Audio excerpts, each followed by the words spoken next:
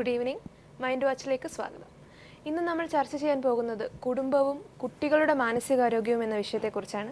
ചർച്ചയ്ക്ക് നമ്മളോടൊപ്പം ഉള്ളത് പ്രശസ്ത ക്ലിനിക്കൽ സൈക്കോളജിസ്റ്റ് ഡോക്ടർ ഗിരീഷാണ്. മാനസികാരോഗ്യത്തെ സംബന്ധിക്കുന്ന പ്രേക്ഷകരുടെ പ്രശ്നങ്ങൾ കേൾക്കുവാനും അതിന് പരിഹാരം നിർദ്ദേശിക്കുവാനും കൗൺസിലിംഗ് നൽകുവാനുമാണ് അദ്ദേഹം നമ്മളോടൊപ്പം ഉള്ളത്. അദ്ദേഹവുമായി സംസാരിക്കാൻ താഴെ കാണുന്ന നമ്പറിലേക്ക് വിളിക്കുക. നമുക്ക് ചർച്ചയിലേക്ക് കിടക്കാം. ഡോക്ടർ, ഒരു കുടുംബം, ആദ്യം അച്ഛനും അമ്മയും പിന്നെ ഒരു കുഞ്ഞ് വരുന്നു. ഈ കുടുംബവും കുഞ്ഞിന്റെ മാനസികാരോഗ്യവും തമ്മിലുള്ള ഒരു റിലേഷൻ ബേസിക്കലി അതിൽ നമുക്ക് സ്റ്റാർട്ട് ചെയ്യാം.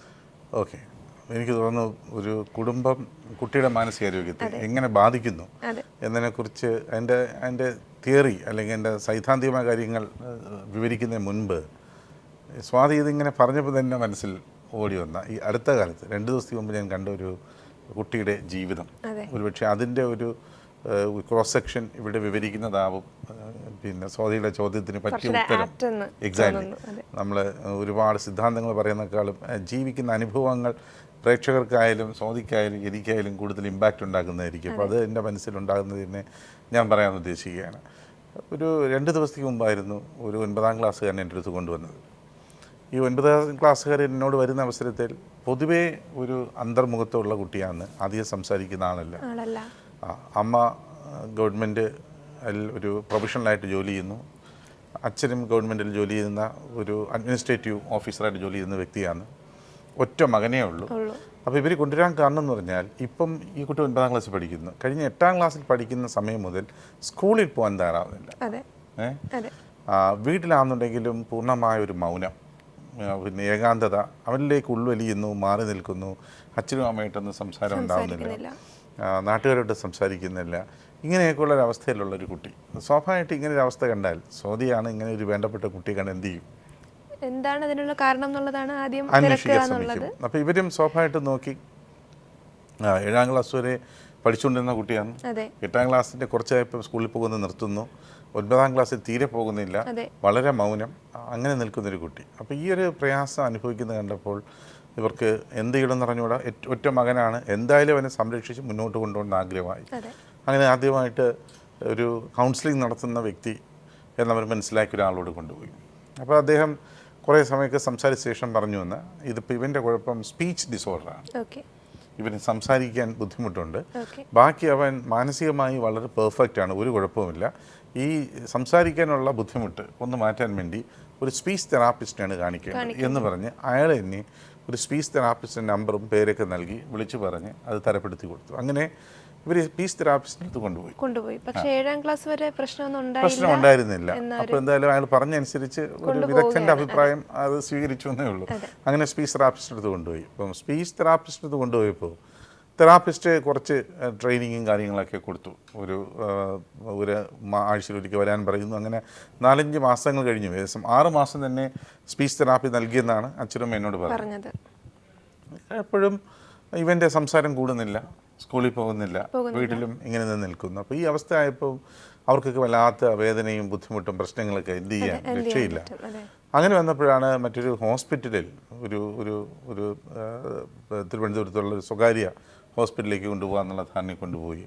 അവിടെയുള്ള മനോരോഗ വിഭാഗം സൈക്കാട്രി ഡിപ്പാർട്ട്മെൻറ്റിൽ കാണിച്ചപ്പോൾ അവിടെ ഉണ്ടായിരുന്ന സൈക്കാട്രിസ്റ്റ് ഈ കുട്ടിയെ കണ്ട ശേഷം പറഞ്ഞു, ഇവന് ഡിപ്രസീവ് ഡിസോർഡർ, വിഷാദ രോഗമാണ് എന്ന് പറഞ്ഞിട്ട് ആൻറ്റി ഡിപ്രസൻ്റ് മരുന്ന് കൊടുക്കാൻ സ്റ്റാർട്ട് ചെയ്തു.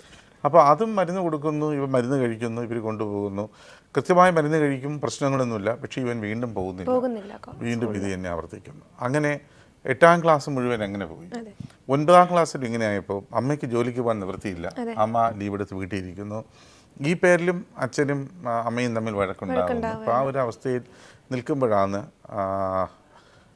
പിന്നെ ഇവരുടെ അടുത്തൊരു ഡോക്ടർ ഇവരെ എന്നോടേക്ക് വരാൻ പറഞ്ഞ് റെഫർ ചെയ്യുന്നത് ഞാൻ കാണുന്നത്. അപ്പോൾ ഈ പ്രശ്നങ്ങളൊക്കെ പറയുന്ന സമയത്ത് ഈ കുട്ടി പുറത്തിരിക്കുകയായിരുന്നു, 9ാം ക്ലാസ്സുകാരൻ. എന്നിട്ട് അവൻ എൻ്റെ അടുത്തേക്ക് വന്നു. അപ്പോൾ ഞാൻ നോക്കിയപ്പോൾ കണ്ടപ്പോൾ തന്നെ മനസ്സിലായ കാര്യം എന്ന് പറഞ്ഞാൽ ഇവൻ വളരെ ഒരു സങ്കീർണനല്ലാത്തൊരു കുട്ടിയാണ്. എന്ന് പറഞ്ഞു കഴിഞ്ഞാൽ വലിയ ജാടയൊന്നുമില്ലാത്ത, അതിസങ്കീർണത്വമൊന്നുമില്ലാത്ത ഒരു സാധാരണ പാവം കുട്ടി എന്ന് പറയുന്നത് അങ്ങനെയുള്ള കുട്ടിയാണ്. നമ്മുടെ നാടൻ ഭാഷയൊക്കെ ഉപയോഗിക്കുന്ന സങ്കീർണതകളൊന്നും ഒട്ടും അടുത്ത് നിൽക്കാതിരിക്കുന്ന ഒരു പാവം കുട്ടി. അപ്പോൾ ഞാനും വളരെ അവൻ്റെ ഒരു തലത്തിലേക്ക് എൻ്റെ സംഭാഷണവും ശരീരഭാഷയൊക്കെ മാറ്റി ഇറക്കി താഴേക്ക് അതെ അതെ അതെ അങ്ങനെ കൊണ്ടുവന്നുകൊണ്ട് തന്നെ ഇവൻ വളരെ പെട്ടെന്ന് എൻ്റെ അടുത്തൊരു വാം ദ റിലേഷൻഷിപ്പ് അവനുണ്ടാക്കി. അവൻ കാര്യങ്ങളൊക്കെ സംസാരിക്കുന്നത്. അപ്പോൾ അവൻ ഈ സംസാരിക്കുന്ന അവസരത്തിൽ അവൻ പറയുന്നത് അവനെ ഓർമ്മ വെച്ച് നാൾ മുതൽ ഇവൻ്റെ അച്ഛനും അമ്മയും ഒന്നാം തരം വഴക്കുകളാണ്. അപ്പോൾ ഇതിനുള്ളിൽ പ്രശ്നമെന്ന് പറഞ്ഞാൽ അവൻ്റെ അച്ഛൻ വളരെ ഇൻട്രോവേർട്ടഡാണ്. ആരോടൊന്നും സംസാരിക്കില്ല, അയൽപക്കവുമായിട്ട് സംസാരിക്കത്തില്ല. വീട്ടിനടുത്തുള്ള നാട്ടുകാരോ വീട്ടുകാരോ ബന്ധുക്കളോ അല്ലെങ്കിൽ സുഹൃത്തുക്കളെന്ന് പറയാൻ ആരുമില്ല. റിലേഷൻഷിപ്സ് മെയിൻറ്റെയിൻ ചെയ്യാൻ ആരുമായും ഒരു ബന്ധമില്ല, ആരുമായിട്ടും ബന്ധമില്ല. ജോലിക്ക് പോകുന്നു, വീട്ടിൽ വരുന്നു, ജോലിക്ക് പോകുന്നു. ഈ ഒരു ഓട്ടം എക്സാക്ട്ലി അങ്ങോട്ടും ഇങ്ങോട്ടും പോകുന്ന ഒഴികെ വേറെ ഒരു ബന്ധമില്ലാത്തൊരു മനുഷ്യൻ. വീട്ടിലാണെങ്കിൽ ഒരു കാര്യങ്ങളും ചെയ്യത്തില്ല, ഒരു ഉത്തരവാദിത്തങ്ങളും അയാൾ ഏറ്റെടുക്കത്തുമില്ല, ഒന്നും ചെയ്യത്തില്ല. ഭാര്യയാണ് എല്ലാ കാര്യങ്ങളും ചെയ്യുന്നത്, ഭാര്യയാണ് നിറഞ്ഞു നിൽക്കുന്നത്. അപ്പോൾ ഉദാഹരണം പറഞ്ഞാൽ ഇവർക്ക് അത്യാവശ്യം യാത്ര ചെയ്യാൻ വേണ്ടി വണ്ടി മേടിച്ചു. വണ്ടി മേടിക്കുന്ന അവസരത്തിലും വണ്ടി ഓടിക്കുന്നത് ഭാര്യയാണ്, ഇദ്ദേഹം ലെഫ്റ്റ് സൈഡ് ഇരിക്കും. ലെഫ്റ്റ് സൈഡ് ഇരിക്കുമെന്ന് മാത്രമല്ല വണ്ടിയോട് എപ്പോഴും ഈ ഭാര്യയോട് വണ്ടി ഓടിക്കുമ്പോൾ ഭാര്യയോട് എപ്പോഴും പറയും ഇതത് സൂക്ഷിക്കണം, ഇടത്തോട്ടോ വലത്തോട്ടോ എന്ന് പറഞ്ഞ് ഭാര്യയ്ക്ക് വല്ലാത്ത ടെൻഷൻ വരുമ്പോൾ ഭാര്യ വണ്ടിയിൽ വെച്ച് കഴിഞ്ഞാൽ ഭർത്താവിന് രണ്ട് താങ്ങുന്നതാണ്. ഈ ജോലിക്ക് പോകുന്നു, വീട്ടിലെ കാര്യങ്ങൾ മുഴുവൻ നോക്കുന്നു, നാട്ടുകാരുമായിട്ട് ബന്ധം സ്ഥാപിക്കുന്നു, കുട്ടിയുടെ പ്രശ്നങ്ങൾ നോക്കുന്നു. ഇങ്ങനെ വന്ന അവസരത്തിൽ ഭാര്യ എന്ത് ചെയ്തു? ഭയങ്കരമായ ദേഷ്യക്കരിയായി മാറി. എന്നിട്ട് ഹസ്ബൻഡുമായിട്ട് നിരന്തരം അടിയും ബഹളവുമായി, യുദ്ധമായി. അപ്പോൾ ഈ ഹസ്ബൻഡിനെ എടുത്തിട്ട് ഇടിക്കുക. അപ്പോൾ ഈ കുട്ടി എന്നെ പറയുന്നുണ്ട് അച്ഛൻ അമ്മ നല്ലവനും തല്ലാറുണ്ട്. അവൻ എന്നെ ഉപയോഗിച്ച വാക്ക് മാമ എന്നാണ്. മാമ ഒത്തിരി എന്നെ എൻ്റെ അച്ഛനമ്മ തല്ലാറുണ്ട്. കൈ കൊണ്ട് അമ്മ ഇടിച്ച് താഴ്ത്തി വയ്ക്കാറുണ്ട്, കാലുകൊണ്ട് ചവിട്ടി തള്ളാറുണ്ട്. അമ്മ അച്ഛനെ അച്ഛനെന്ന് പറഞ്ഞാൽ ഇതൊന്നും അറിയാത്ത ഒരു എന്താ പറയുക, ഇതൊന്നും ബാധിക്കാത്ത വിധത്തിൽ അങ്ങ് ഇരുന്നോളൂ. എത്ര തല്ലിക്കഴിഞ്ഞാലും അതേ ഇരിക്കും. അല്ല, ഒന്നൊന്നര തെറിയാണ് അമ്മ അച്ഛനെ വിളിക്കുന്നത്. ഈ വിളിയെല്ലാം കേട്ടിട്ട് ഇദ്ദേഹം വീണ്ടും ഒരു കുഴപ്പമില്ലാത്ത അതെ ഒരു ഇതായിട്ടിരിക്കും. പക്ഷേ എന്താ ഇതിൻ്റെ പ്രശ്നം എന്ന് പറഞ്ഞാൽ അമ്മയ്ക്ക് ഇതിൻ്റെ പൂർണ്ണമായ നിരാശ. ഈ കാര്യങ്ങൾ അമ്മയ്ക്ക് സഹിക്കാൻ പറ്റുന്നില്ല. കാരണം ഹസ്ബൻഡ് ഒന്നും ചെയ്യുന്നില്ല, അങ്ങനെ ഒന്നും ചെയ്യാതെ വരുന്ന ഹസ്ബൻഡ് ആണല്ലോ എന്നുള്ളത് ആലോചിക്കുന്ന അവസരത്തിലുണ്ടാകുന്ന അതിഭീകരമായ നിരാശ കാരണമാണ് അമ്മ ഈ പ്രശ്നങ്ങൾ മുഴുവൻ ചെയ്യുന്നത്. ഇതൊക്കെ തന്നെ അച്ഛൻ ഏറ്റുവാങ്ങുന്നു, ഒന്നും വേണ്ടുന്നില്ല. ഇത് ഈ വീട്ടിൽ നിരന്തരം ഇങ്ങനെയുള്ള അടി നടക്കുകയാണ്. അടി എന്ന് പറഞ്ഞാൽ അമ്മയുടെ ദേഷ്യവും അമ്മയുടെ കരച്ചിലും അമ്മ തല്ലുന്നതും അച്ഛനെ തെറി വിളിക്കുന്നതും ഇതെല്ലാം കേൾക്കുമ്പോൾ അയൽപക്കത്തെ ആൾക്കാർക്ക് ഇതൊരു കാഴ്ച വസ്തുക്കളാണ്. വീട്ടുകാർ അവരൊക്കെ ഇവരുടെ വീട്ടിലൂടെ എത്തി ഒളിഞ്ഞ് നോക്കുക, ഈ ബഹളം കേൾക്കുമ്പോൾ അത് ശ്രദ്ധിക്കുക. ഈ ഒരു പശ്ചാത്തലത്തിലാണ് ഈ കാര്യങ്ങൾ മുഴുവൻ നടന്നു പോകുന്നത്. അപ്പോൾ ആ കുട്ടി എന്നോട് പറഞ്ഞത്, സർ എൻ്റെ വീട്ടിൽ പ്രശ്നം രണ്ട് നിലയ്ക്കുണ്ടാകുന്നു. ഒന്നുകിൽ പൂർണ്ണ നിശബ്ദത, ആരും സംസാരിക്കുന്നില്ല, യുദ്ധകാലാടിസ്ഥാനം എന്ന് പറയുന്ന പോലെ എന്ത് സംഭവിക്കാം. അച്ഛനും സംസാരിക്കുന്നില്ല, അമ്മയും സംസാരിക്കുന്നില്ല, ആരും സംസാരിക്കാതിരിക്കുന്ന ഒരു വീട്. അഥവാ സംസാരം എന്നൊരു സംഭവം വീട്ടിലുണ്ടെങ്കിൽ അവിടെ നടക്കുന്ന ഭീകരമായ അടികളാണ്, തെറിവിളിയാണ്. അമ്മയുടെ തെറിവിളിയും അമ്മ വിളിക്കുകയും പ്രശ്നമുണ്ടാക്കുകയും ചെയ്യുന്ന ബഹളവും ഒക്കെയാണ് അവിടെ നടക്കുന്നത്. അല്ലാതെ സാധാരണ വീടുകളിൽ ഞാൻ കേൾക്കാറുള്ള പോലത്തെ ഒരു സംഭാഷണം എൻ്റെ വീട്ടിലില്ല. തീർച്ചയായിട്ടും. റൈറ്റ്. അപ്പോൾ ഈ കുട്ടി പറയുന്ന കാര്യം എന്ന് പറഞ്ഞു കഴിഞ്ഞാൽ ഇയാൾക്ക് പുറത്തിറങ്ങാൻ വല്ലാത്ത ഭയമാണ്, പ്രയാസമെന്നാണ് പറയുന്നത്. അപ്പോൾ ഞാൻ ചോദിച്ചു അങ്ങനെ ഒരു ഭയവും പ്രയാസം ഉണ്ടാകാനുള്ള കാരണം എന്താണ്? കാരണം ഈ വീട്ടിൽ എപ്പോഴും അടി നടക്കുന്നുണ്ട്, ഇതിന് വീട്ടിന് ചുറ്റുമുള്ള ആൾക്കാർ എപ്പോഴും നോക്കി നിൽക്കുകയാണ്, എപ്പോഴും ഇവർ നോക്കുകയാണ്. അപ്പോൾ എപ്പോഴും നോക്കി നിൽക്കുന്നതൊന്നും നല്ല കാര്യത്തിന് വേണ്ടി നോക്കുന്നതല്ല. അപ്പോൾ ഈ കുട്ടി സ്കൂളിലേക്ക് ഇറങ്ങിപ്പോകുമ്പോൾ എങ്ങനെയായിരിക്കും ഇവനെ ചുറ്റുമുള്ള ആൾക്കാർ കാണുന്നത്? പിന്നെ എക്സാക്ട്ലി. ഇനി അതില്ലെങ്കിൽ ഇപ്പോൾ ഇവരുടെ അച്ഛനും അമ്മയും എന്നോട് പറഞ്ഞത് ഈ കുട്ടിയെക്കുറിച്ച് ഇവൻ മറ്റുള്ള ആൾക്കാരോട് അധികം സംസാരിക്കുന്നില്ല. അവൻ പറയുന്നത് എൻ്റെ വീട്ടിൽ അടിയല്ലാതെ അച്ഛനും അമ്മയും തമ്മിൽ ഒരു സംസാരവും ഇന്നുവരെ നടന്നിട്ടില്ല. അപ്പോൾ അച്ഛനും അമ്മയും ഒരു സംസാരം നടക്കാത്ത ഒരു വീട്, അടി മാത്രം കാണുന്ന വീടിൽ ഞാൻ എങ്ങനെ സംസാരിക്കാൻ പഠിക്കും? എനിക്കിത് കണ്ടുപഠിക്കാൻ അവൻ വളരെ ഭംഗിയായിട്ട് നമ്മുടെ നാടൻ ഭാഷയിൽ എന്നോട് ചോദിക്കുകയാണ്, മമ്മ ഞാൻ എന്ത് ചെയ്യും, എവിടെ നിന്നാണ് എനിക്കിത് പറ്റുക, എന്തായിരിക്കും ഒരു മാർഗം? സംസാരിക്കാൻ വേറെ മാർഗമില്ല. അപ്പോൾ ഞാനിത് പറയാൻ കാരണം ഇവിടെ ഈ കുട്ടിക്ക് പ്രശ്നമായിട്ട് അവൻ സ്കൂളിൽ പോകുന്നില്ല എന്ന് പ്രശ്നം വന്നു, മറ്റുള്ളവർ സംസാരിക്കുന്നില്ല എന്ന് പ്രശ്നം വന്നു. ഇതിൻ്റെ ഫലമായിട്ട് ഇവർ രണ്ടുപേരും കൂടി ആദ്യം ഒരു കൗൺസിലറെ കാണാൻ കൊണ്ടുപോയെന്ന് പറഞ്ഞു. അപ്പോൾ കൗൺസിലറെ കാണാൻ കൊണ്ടുവന്ന അവസരത്തിലും കൗൺസിലർ എന്താ ചെയ്യുന്നത്? വ്യവസ്ഥാപിതമായ മാർഗങ്ങളിലൂടെ ഈ കുട്ടിയോട് സംസാരിക്കുകയാണ്.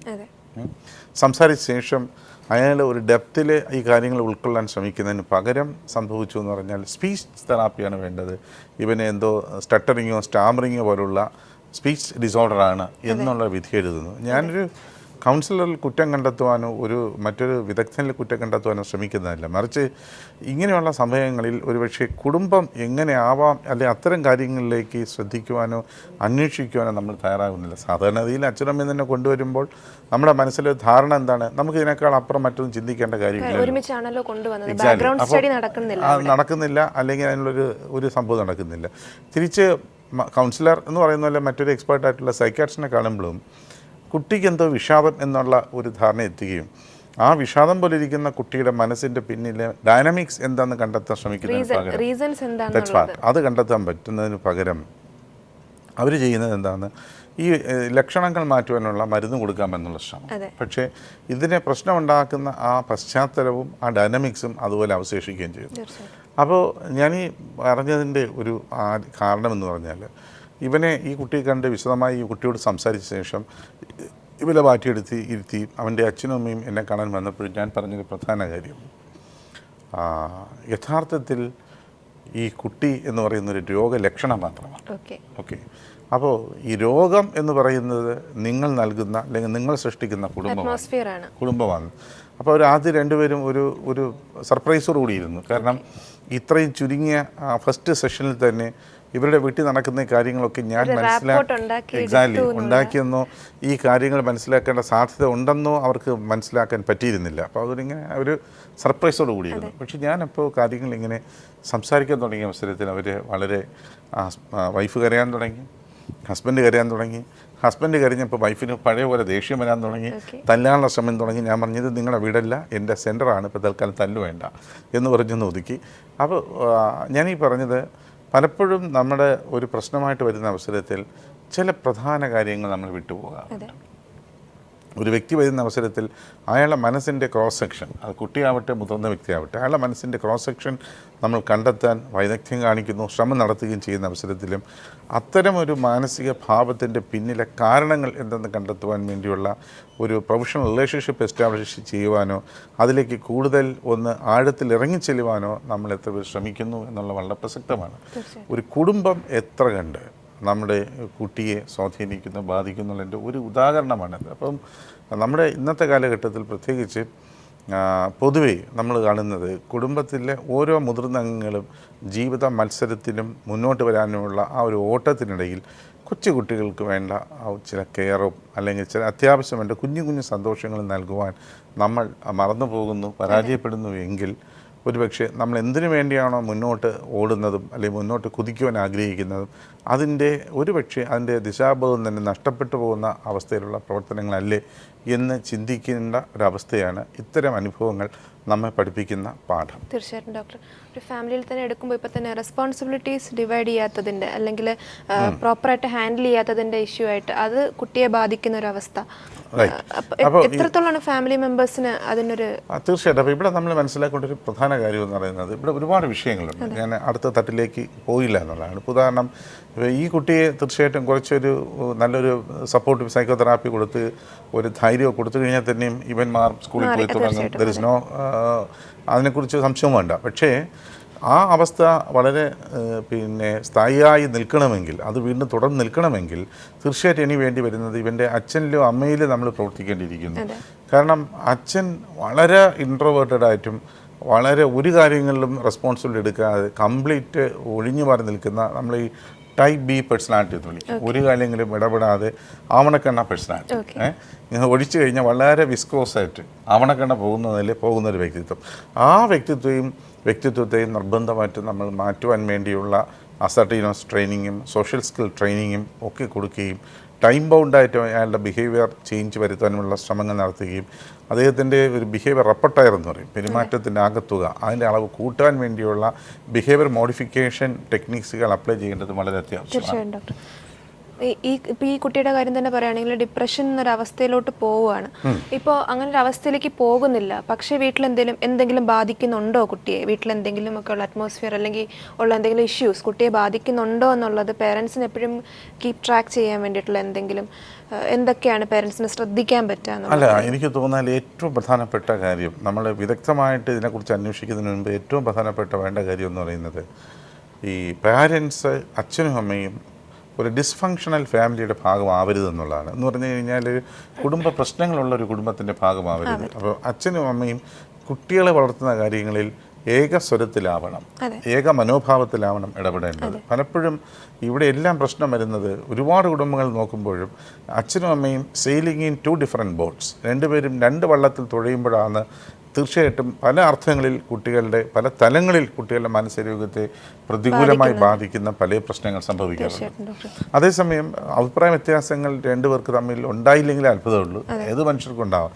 അത്തരം അഭിപ്രായങ്ങളും അഭിപ്രായ വ്യത്യാസങ്ങളും നെഗോഷിയേറ്റ് ചെയ്യാനോ ഡിസ്കസ് ചെയ്യാനോ ഒരു വഴക്കും അല്ലെങ്കിൽ ഒരു നെഗറ്റീവായ ഒരു ഇമോഷണൽ എക്സ്പ്ലോഷൻ അല്ലെങ്കിൽ ഒരു പൊട്ടിത്തെറി ഉണ്ടാകാത്ത വിധത്തിൽ, വിസ്ഫോടനം സംഭവിക്കാത്ത വിധത്തിൽ മാറി നിന്ന് കുട്ടിയുടെ അഭാവത്തിൽ അത്തരം പ്രശ്നങ്ങൾ ചർച്ച ചെയ്ത് പരിഹരിച്ച ശേഷം പിരിമുറുക്കമില്ലാതെ ഒരു കുടുംബം മുന്നോട്ട് നയിക്കുവാൻ ശ്രമിക്കുക എന്നുള്ളത് തത്വത്തിൽ അംഗീകരിക്കുക, അതൊരു പെരുമാറ്റത്തിൻ്റെ തത്വമായിട്ട് മാറ്റുക എന്നുള്ളതാണ് ഒരുപക്ഷെ എനിക്ക് തോന്നുന്നത് ഏറ്റവും പ്രധാനപ്പെട്ട കാര്യം. തീർച്ചയായിട്ടും അങ്ങനെ ഒരു റാപ്പോർട്ട് ബിൽഡ് ചെയ്ത് എടുക്കാൻ വേണ്ടിയിട്ട് പഠിത്തത്തിലും ഫാമിലിയുടെ അകത്തും പേരൻസും കുട്ടികളും തമ്മിൽ ഒരു റാപ്പോർട്ട് ബിൽഡ് ചെയ്ത് എടുക്കാൻ വേണ്ടിയിട്ട് പ്രത്യേകമായിട്ട് ശ്രദ്ധിക്കാൻ പറ്റുന്ന കുറച്ച് കാര്യങ്ങൾ. അതിൻ്റെ പ്രധാനമായിട്ടുള്ളത് എന്ന് പറഞ്ഞാൽ, കുട്ടികളോട് നമ്മൾ കുട്ടികളെ വിരട്ടി കാര്യങ്ങൾ നടപ്പിലാക്കാം എന്നുള്ള ധാരണ മാറ്റണം. കുട്ടികളെ വിരട്ടി നടപ്പിലാക്കുക എന്ന് പറഞ്ഞാൽ ഒരു പരിധിവരെ നമ്മൾ എക്സ്ട്രിൻസിക് ശ്രമങ്ങൾ വിജയിക്കും. പക്ഷെ കുറച്ച് കഴിയുമ്പോൾ സ്വാഭാവികമായിട്ടും കുട്ടി വളരുകയാണ്. അവന് അതിൻ്റെ പരിമിതി മനസ്സിലായി കഴിഞ്ഞാൽ അതനുസരിച്ച് നിൽക്കുന്നതിന് പകരം അതിന് എതിർത്ത് നിൽക്കേണ്ട താല്പര്യം ഏതൊരു കുട്ടിക്ക് കൂടുതലായിട്ടുണ്ടാകും. അപ്പോൾ അതിന് പകരം കുട്ടിയിലെ തീർച്ചയായിട്ടും നമുക്ക് സ്വാധീനിക്കാൻ പറ്റുക എന്ന് പറഞ്ഞത് കൂടുതൽ കുട്ടികളെ ഉൾക്കൊള്ളുകയും അംഗീകരിക്കുകയും സ്നേഹം വേണ്ട വിധത്തിൽ പ്രകടിപ്പിക്കുകയും ചെയ്യുക എന്നുള്ളത്. എന്ന് പറഞ്ഞു കഴിഞ്ഞാൽ നമ്മൾ ആഗ്രഹിക്കുന്ന നേട്ടങ്ങൾ ഉണ്ടാകുന്നതിന് പകരം, സ്നേഹിക്കുന്നതിന് പകരം കുട്ടിയിലുണ്ടാകുന്ന നല്ല കാര്യങ്ങൾ അംഗീകരിക്കുക.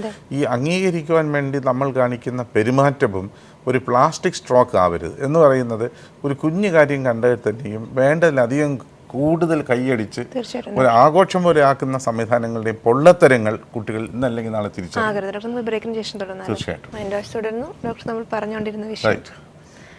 എന്തൊക്കെയാണ് ശ്രദ്ധിക്കാൻ പറ്റുക? അതെ, സ്വാതി പറഞ്ഞ പോലെ ചിരിക്കണം.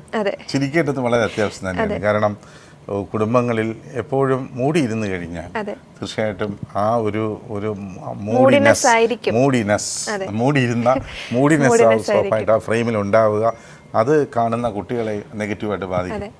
സോ ഉള്ള കാര്യങ്ങൾ സന്തോഷമായിട്ട് നമുക്ക് കാണിക്കുവാൻ സാധിക്കുന്നതാവണം എന്നുള്ളതാണ് ഏറ്റവും പ്രധാനപ്പെട്ട കാര്യം. ഒപ്പം തന്നെ വീണ്ടും ശ്രദ്ധിക്കേണ്ട ചില കാര്യങ്ങൾ, നമുക്ക് അസ്വീകാര്യമായ കാര്യങ്ങൾ ഉണ്ടായിക്കഴിഞ്ഞാൽ അതിനൊക്കെ താളം ചവിട്ടാൻ നിൽക്കുകയും ചെയ്യാൻ പാടില്ല. അങ്ങനെ ചില കുട്ടികൾക്ക് നമ്മൾ സ്ഥിരമായി കൊടുത്തുകൊണ്ടിരിക്കുന്ന ചില പ്രോത്സാഹനങ്ങളൊക്കെ നമുക്ക് സ്വീകരിക്കാൻ പറ്റാത്ത ചില കാര്യങ്ങൾ കുട്ടി കാണിക്കുന്നുവെങ്കിൽ ഒന്ന് കട്ട് ചെയ്ത് മാറ്റുവാനും നമ്മൾ മനസ്സ് കാണിക്കണം. അത് തെറ്റില്ല.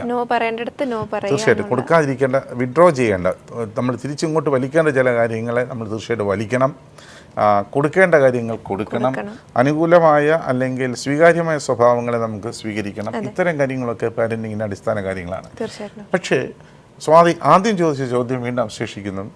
ഒരു കുട്ടിക്ക് എന്തെങ്കിലും കുഴപ്പമുണ്ടാകുന്നു എന്ന് മനസ്സിലാക്കുവാൻ കുടുംബക്കാർക്ക് അല്ലെങ്കിൽ വീട്ടിലെ അച്ഛനും അമ്മയ്ക്ക് എന്തും അറിയാൻ പറ്റും. എങ്ങനെ അറിയാൻ പറ്റും? പെരുമാറ്റത്തിൽ കുറേ കാര്യങ്ങളുണ്ട്. സിമ്പിളായിട്ടുള്ള കാര്യം, ഉദാഹരണം പറഞ്ഞാൽ കുട്ടിയുടെ പെരുമാറ്റത്തിൽ വ്യത്യാസം ഉണ്ടാകുന്നു. ഒറ്റ കാര്യം, ഉറക്കത്തിൽ വ്യത്യാസം ഉണ്ടാകുന്നു. സാധാരണഗതിയിൽ കൊണ്ട് ഉറങ്ങിക്കിട്ടുന്ന കുട്ടി അടുത്ത കാലത്തായിട്ട് ഉറങ്ങാൻ ബുദ്ധിമുട്ട് കാണിക്കുന്നു. ഒരു ദിവസമല്ല, ആൾമോസ്റ്റ് എവരി ഡേ. ചില കുട്ടികൾ അമിതമായ ഉറക്കത്തിലെ പ്രശ്നം ശ്രദ്ധിക്കണം. ഭക്ഷണ രീതി, സാധാരണ രീതി ഭക്ഷണം കഴിച്ചുകൊണ്ടിരിക്കുന്ന കുട്ടി പെട്ടെന്ന് ഭക്ഷണം കഴിക്കുന്നതിൽ കുറവ് വരുത്തുന്നു, അല്ലെങ്കിൽ അമിതമായി ഭക്ഷണം കഴിക്കുന്നു. രണ്ടാമത് സൂക്ഷിക്കണം. മൂന്നാമത്തത് സാമൂഹ്യ ബന്ധങ്ങൾ, സുഹൃത്ത് ബന്ധങ്ങളുമൊക്കെ ഉണ്ടായിരുന്ന കുട്ടി പെട്ടെന്ന് സുഹൃത്ത് ബന്ധങ്ങളിൽ ഒരു മാറ്റം വരുത്തുന്നു, പല സുഹൃത്തുക്കളെ ഒഴിവാക്കുന്നു, പുതിയ ചില സുഹൃത്തുക്കൾ വരുന്നു, അല്ലെങ്കിൽ സുഹൃത്തുക്കളെ ഉണ്ടാകുന്നില്ല. ഈ നിലയ്ക്കുള്ള മാറ്റങ്ങളുണ്ടെങ്കിൽ അത് നമ്മൾ ശ്രദ്ധിക്കേണ്ട അത്യാവശ്യമാണ്. പഠനം വളരെ പ്രധാനപ്പെട്ട ഒരു ഫാക്ടറാണ്. പഠിച്ചുകൊണ്ടിരുന്ന നിലയിൽ നിന്നും, കാരണം ചിലപ്പോൾ വളരെ നല്ലോണം പഠിച്ച കുട്ടിയാകും, ആവറേജ് ആകും, എന്തായിക്കോട്ടെ, ആ പഠിച്ചുകൊണ്ടിരുന്ന നിലയിൽ നിന്നും ഒരു പിന്നോക്കം പോകുന്നു എങ്കിൽ തീർച്ചയായിട്ടും മനസ്സിലാക്കേണ്ടത് കുട്ടിയുടെ പിന്നെ primary mental function, attention, concentration, ഇത്തരം കാര്യങ്ങളൊക്കെ ബാധിക്കുന്ന എന്തോ ചില കാര്യങ്ങൾ എക്സാക്ട്ലി ഉണ്ടാകുന്നു എന്നാണ്. അത് നമുക്ക് ശ്രദ്ധിക്കാൻ പറ്റും. പെരുമാറ്റത്തിൽ കൂടുതൽ ദേഷ്യം കാണിക്കുക, ഒഴിഞ്ഞു മാറി നിൽക്കുക, അത്തരം ദേഷ്യങ്ങൾ എസ്പെഷ്യലി കുട്ടിക്കാലം കാണിക്കുന്നുവെങ്കിൽ ഒരു പക്ഷേ വിഷാദം പോലുള്ള പ്രശ്നങ്ങളുടെ പ്രകടമാക്കപ്പെടുന്ന പെരുമാറ്റ വ്യത്യാസങ്ങളാവാം ദേഷ്യം. അപ്പോൾ അത് നമ്മൾ സൂക്ഷിക്കേണ്ടത് അത്യാവശ്യം. തീർച്ചയായും ഡോക്ടർ, അച്ഛൻ്റെ കാര്യം നമ്മൾ പറഞ്ഞിരുന്ന കേസിൻ്റെ കാര്യം. റൈറ്റ്. ഇനി അമ്മയുടെ ഭാഗത്തേക്ക് പോകുമ്പോൾ എന്ത് ചെയ്യാം? അച്ഛൻ എടുക്കേണ്ട ഉത്തരവാദിത്തങ്ങൾ എടുക്കാഞ്ഞപ്പോഴാണ് അമ്മ ഇങ്ങനൊരു ഡോമിനന്റ് ക്യാരക്ടർ വന്നതെങ്കിലും അതിലേക്ക് കൂടുതൽ ഒന്നുകൂടെ തീർച്ചയായിട്ടും അമ്മയ്ക്കും ഈ കാര്യത്തിൽ ഒരുപാട് കാര്യങ്ങൾ ഈ പറഞ്ഞ കേസിൽ ചെയ്യാനുണ്ട്. കാരണം അമ്മയ്ക്കുണ്ടായ പ്രശ്നം എന്ന് പറഞ്ഞാൽ അമ്മയ്ക്ക് നിരാശ ഉണ്ടാകുന്നു. അച്ഛന് വേണ്ടി പരമാവധി ചെയ്യുന്നു, കുട്ടികൾക്ക് വേണ്ടി പരമാവധി ചെയ്യുന്നു, പക്ഷേ അമ്മയുടെ ലോഡ് കൂടി വരുന്നു, അമ്മയ്ക്ക് സമാധാനം കിട്ടുന്നില്ല. അത് മാറ്റാൻ വേണ്ടി നമുക്ക് ചെയ്യാൻ പറ്റുന്ന കാര്യം നമ്പർ 1, അമ്മയെ ബോധവതിയാക്കുക എന്നുള്ളതാണ്. എന്തുകൊണ്ട് ഈ അച്ഛൻ ഇങ്ങനെയാണ്, മനഃപൂർവ്വമല്ല അച്ഛൻ ഈ കാണിക്കുന്നത്.